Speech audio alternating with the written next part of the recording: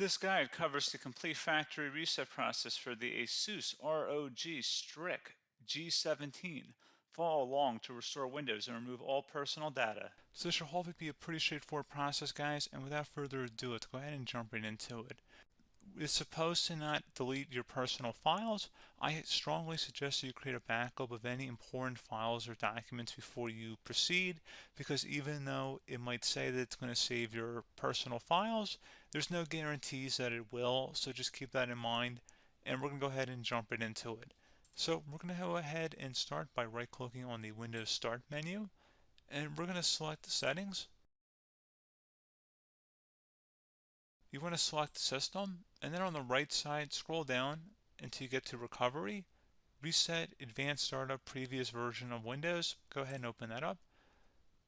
So we're going to start by going underneath Recovery Options, reset this PC, choose to keep or remove your personal files, then reinstall Windows. Go ahead and select Reset PC. Underneath Choose an option, Keep My Files removes apps and settings but keeps your personal files.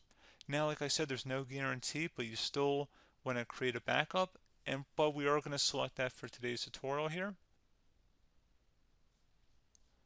And it's going to ask how would you like to reinstall Windows. I usually do a local reinstall, so that's what I'm going to select. And current settings is going to reinstall Windows from this device, and then we're going to select next again.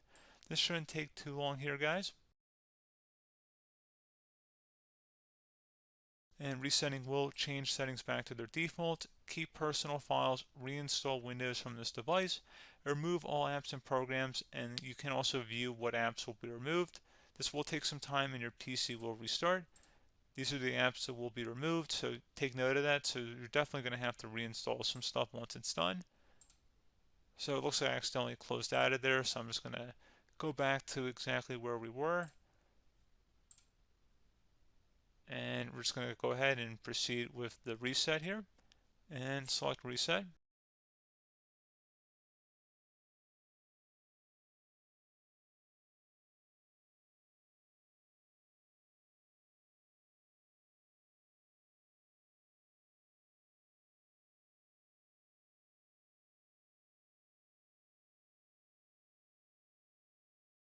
And there you go, guys. Should be simple as that.